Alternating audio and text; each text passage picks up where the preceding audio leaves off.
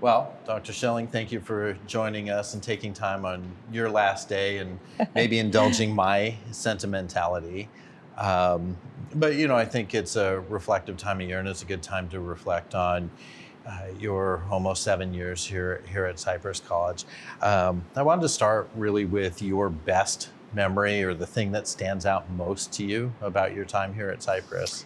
Wow. How do you figure out one thing? Um, it's a great question. I think probably I have many memories, of course, of some unique things, such as performing an opening day. We did a kind of a spoof on Seasons of Love with faculty and manager performance, and also performing in the dance concert twice, which I did under duress because I just can't say no to Maha Afra, but also because it was great fun. It was pushing me out of my comfort zone, so that was wonderful. But I think, so those are individual memories, but I think the memory that will stay with me the most is the Buen Cypress theme at the college, and how the college really embraced that, and the idea of taking this journey together crystallized for our students, for our staff, for our faculty, for our community, and it really now marks Cypress as a place that is there to support students, walks the journey with them, makes sure they actually complete their goals, and that it is defined all over the campus with photos of our students everywhere and posters and banners, and it's just what we do, and we don't really probably even have to think about it now. It's just an overriding theme that people believe marks Cypress as a place that is student friendly. Yeah. Well, as you're kind of broadening from, specific to general, I've always thought of Gwen Cypress and We Journeyed Together as kind of a call to action for equity. And I think you did that at your first opening day, kind of reflecting on the equity work. And I know you've done it through so many different lenses, from food insecurity to basic skills, basic needs, guided pathways, obviously one of your first goals coming in. How do you view our progress over your tenure here at Cypress College on equity? Yeah, well, I'm very proud of the progress we've made.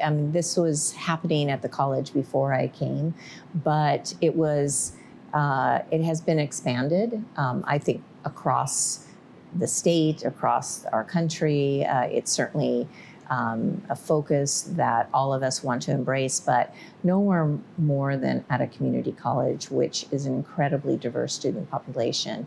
And if we do not embrace equitable outcomes for our students, then we really aren't the community college that that our mission says that we are.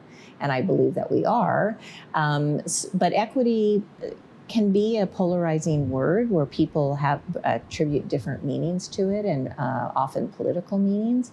But to me, equity is really making sure that our students have the support they need to achieve their goals, and whatever that might be. And so you mentioned things like basic needs. So basic needs has really been a main focus of my presidency. Every president has different things that they really focus on, and it's not one is better than the other, but I think we've seen over the last 6 or 7 years that student needs has gotten greater rather than less, and students can't actually achieve their outcomes equitably unless they have support.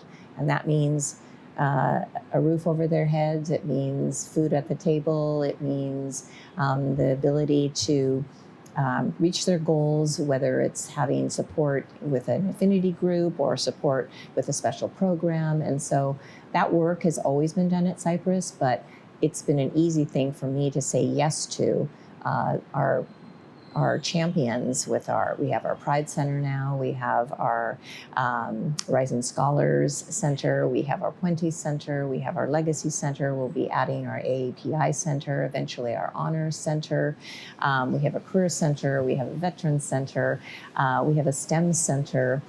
All of those things have happened in the last 6 to 7 years, and they matter to our students. And when you hear what our students have gained from just having that support and knowing there's a place for them on our campus, it makes me proud. It's something that I haven't done myself. I've just been able to say yes to all of our great advocates on campus who wanting to support the students that they know and that they believe in. Yeah, and I know the list is so much longer, whether it's the expansion of the foundation, the clothing closet, the food pantry. I mean, on and on the list. Even a basic needs center now that we didn't have before, and a basic needs coordinator. Yes. Yeah, the work is substantial. So, congratulations on that. And I know for our students, not for you. No, and I didn't do it alone. I just, again, take the great ideas that are out there. But I think that leaders who say this thing is important and we need to do it, encourage other people to step up and say, okay, I have a place here that I can achieve those things. Now I just have to find the funding. I have to get somebody to advocate, support me. And that's really what's happened, I think, at Cypress College. Yeah.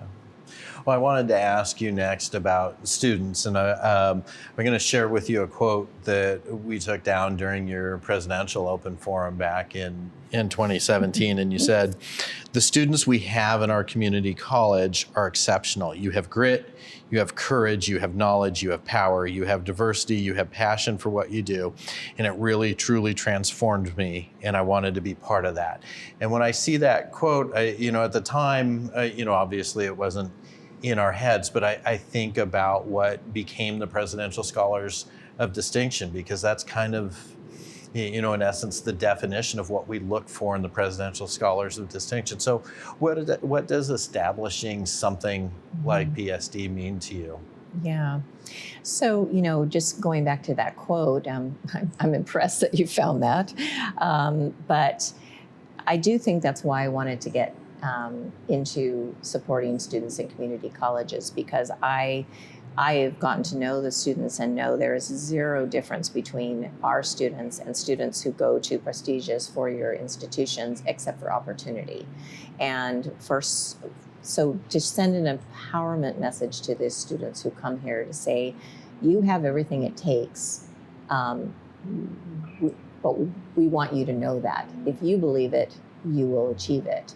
And so the Presidential Scholars of Distinction, that was formed to support students who had achieved something exceptional in each of their pathways, but also had overcome some adversity. So it wasn't just students who achieved academically, which it's part of, certainly, or students who were, were able to take full-time loads, who could do exceptional things in their classrooms. It was also to be for students who had done all of those things, but had done it despite the obstacles that were in their lives and didn't let the obstacles stop them.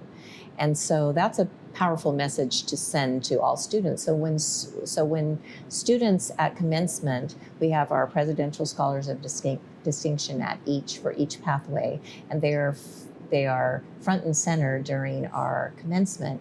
I hope that sends a message to the new students to say, I want to be that. That's who I'm going to be in 2 or 3 years when I complete and I'm graduating. And I think it's also helped students embrace the importance of commencement, to walk down with your peers in your pathway with the flag. The Presidential Scholars lead their students in. We have sashes for each of the pathways. And so creating that important moment at commencement, that it isn't just another small milestone and your real commencement will be at your four-year institution. No, this is a huge milestone that you should celebrate, that you should embrace as an accomplishment. And then you just go on and do even better, bigger and better things later. But I think our commencements, thanks to Dr. DeDios for embracing, thanks to your team, thanks to Gary Gopar and his orchestra, thanks to all of our vice presidents, our faculty who attend. It's a big deal, and it's getting bigger all the time, and it's really exciting to electrify our students, but even more important, so their parents to see that this is a meaningful accomplishment, and they should be proud of their children and their loved ones for achieving what they have.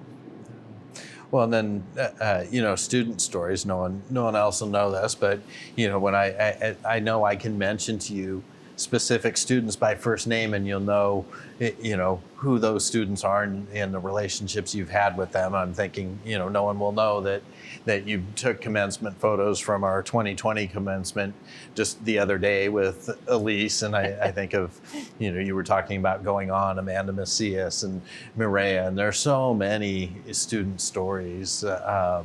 Is there a kind of a single recollection that jumps out for you?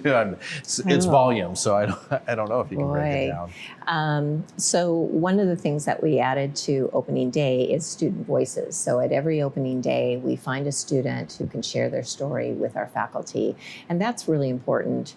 Our faculty hear those great student stories in the classroom, but they don't hear all the student stories. So featuring a student at opening day is essential, and I hope it's a tradition that will continue, and probably was done before I got here too, but telling those stories again and again really is essential. To me it is, and it gives me great joy.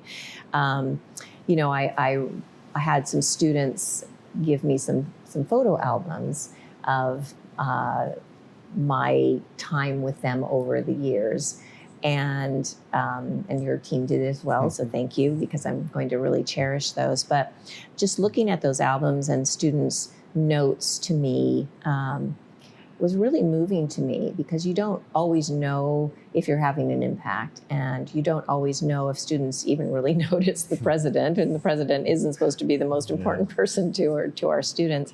But I have met so many wonderful students, our associated students, AS students, the presidents, really gotten to know our trustees. And so it's hard to pick out one student or one memory, but you're right, you could list the past, 6 associated student presidents, and I will know them, and I'll know where they are right now, and the student trustees. And that is really gratifying to me, because that's why we do this. Yeah. And we've had some pretty amazing students pass through the halls at Cypress College. Well, you give me a good transition point, because you're talking about the things we intend to do. And one of the things I wanted to ask you about is the unintended, those things that jump up on us. And I've had this theory a while that presidents always have to deal, their presidencies are kind of marked by the things that they don't teach you in your doctoral programs, that you don't learn in your previous positions. And so I can't think about your time here without thinking of us going through COVID, and just kind of reflecting from when it first came on our radar in December of 2019 all the way through closing. And then, maybe we did the impossible, closing in 2 weeks and going remote. Everyone would have said that can't be done. Yes. And then maybe the more impossible, getting students back. And you were reflecting about this being a full campus again, vibrant the way it was before COVID. So I'm wondering your thoughts on leading through an unprecedented time. Yeah. So I remember very distinctly, I was actually attending the AMEND conference in Los Angeles, and that was on a March. I want to say, I know we closed our doors on March 13th. We all remember this, but I think it was a Wednesday or a Thursday right before that. And we had what we thought was our first case of COVID. And We are hearing the beautiful bells of the campanile right now. We're sitting outside on this outside area, this terrace that is on top of our mural that didn't exist until just a few months ago. We've been trying to renovate it, and it's going to be a new fabulous event space, but those are the unexpected things that happened. Yes. And it's now apparently noon because we're going to hear the campanile. And it's going to go a dozen times, so it couldn't be one. But the bells of St. Paul, so that's fine. So COVID. So I was summoned by you and by Henry Waugh, who was our Dean of Business, because we didn't know enough about COVID to know what we were supposed to do. We raced back to campus. We weren't sure if we should sanitize the whole entire building, close the entire building, wipe down every keyboard. The student had been in one of our computer labs. And, when I think back now on what we didn't know and then what eventually happened, it's pretty remarkable when you think about it. So yes, that was certainly an unexpected detour. And if I was deficit-minded, I would think about all the things we could have accomplished in those 2 years that we just couldn't do because we were so busy just managing the pandemic. And then coming out of the pandemic, getting our employees to feel safe to come back to campus, getting our students safe to feel back to campus. So it really has been a 3-year journey and that has been different each step of the way. But yes, this semester we were talking about that earlier, how the campus feels vibrant again, our students feel back, and we've changed. We'll be changed forever. We have many more online classes, but students still want the student experience. They want to feel that this is a safe place for them to come. They want to engage with their peers. They want to feel connected to their faculty and to the staff on campus.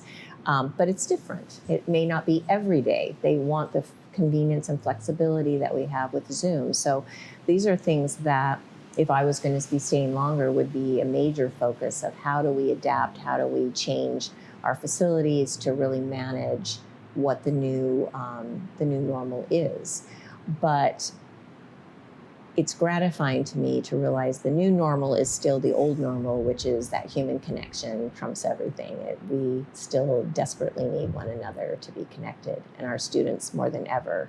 And so I'm seeing that happen again, which is very, very gratifying, and will continue. And I hope that those who come after me will continue to struggle with the questions of how do we serve students, how do we ensure that they reach their goals, how do we do this with all the diverse needs that students have, but do it here on campus as well as allow them to have flexibility that can be meaningful in their lives. Yeah. We're talking about a period that was exhausting, and I remember just long days, 6 a.m. at the computer, 11 p.m. still at the computer. But if I remember nothing more about your presidency, is about how relentless you are in your work, and how do you do it? Well, what I remember most is that it really changed communication, right? So that part, we did a lot more communicating with the campus, giving updates, both pandemic updates, but also encouragement updates, because it took a lot of encouraging during that time. And I think that's also when you and I really realized the importance of visual communication and visual literacy, which we were talking a little before we started here, how far we've come to highlight our communications department and the videos you're doing, the videos we're doing right now, the equipment, the teleprompters, all those seem sort of ordinary, but they didn't exist when I first became president here. And so that's been very gratifying, and working with you, Mark, and your team, and just seeing the team grow and seeing all of the incredible work that you and they do. And I think I've forgotten your original Well, question as I started going to that. I was thinking, I guess, like tomorrow you might sleep in, but I'm not sure you're capable of sleeping Okay. in because Being you're always relentless, going. I remember Yeah. that. Yeah. So my husband thinks I'm a workaholic, and I'm not a workaholic. We argue about it all the time, and I told him, to me, what a workaholic is someone whose only identity is work. Yeah. And I don't see that because I have many interests in my life, do lots of things, care about lots of things. But my stance has always been, if you're going to do something, you do it really well, and that takes hard work. So putting in effort, if I'm going to be the president of Cypress College, I'm going to work as hard as I can for the students and the employees of Cypress College. So that will slow down a little bit in retirement, but hopefully there will be other ways I can stay engaged with community colleges, because that really matters to me. And there will also be other ways to engage with people in my life that I love, and travel that I love, and my grandchildren, and being able to give back to other organizations. I'm going to be on board of a couple other organizations that have nothing to do with community colleges, but have to do with projects and things that I care about. So I'm pretty sure I'm going to stay busy, maybe not relentless, but there'll be just other ways to give back. And I think that maybe is the thing that means the most to me, is that not everybody in this country has the ability to retire like we do. And I will have security, I will have time, and I will be able to have a good retirement, which means to me that just means I have more of a responsibility to give back to others who maybe haven't been as blessed as I am. So I hope that my retirement will be marked by also giving back and creating meaning for others, just because I'm very, very fortunate. Well, you're affirming my suspicion that your identity is really about service and serving others and doing for others. Going to shift maybe just a little bit and ask you about the thing you're most proud of. What is that here? Wow. Well, I think I've mentioned a few of them already. I think the things that will continue on after me. So certainly our students will, but if we've made some changes at the college that will make them make their road a little bit easier. Obviously, some of the lasting things like the presidential scholars, the One Cypress, taking the journey, those things I believe will endure.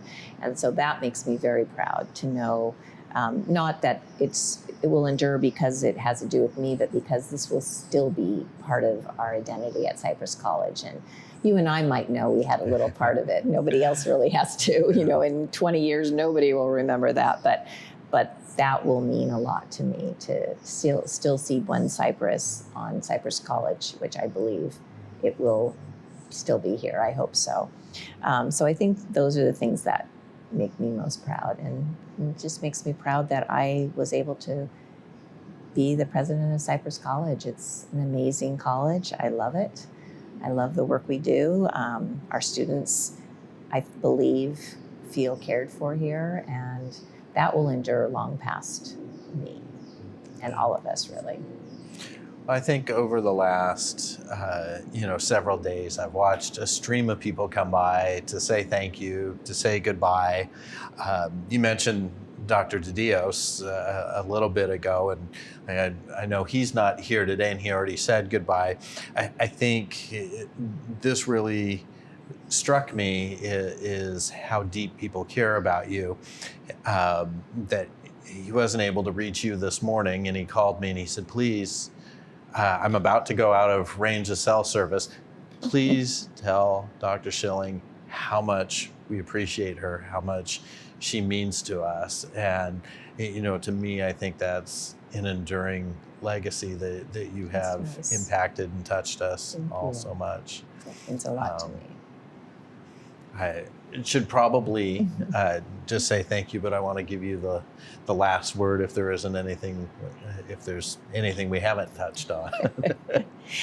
Well, the last word sounds very important, but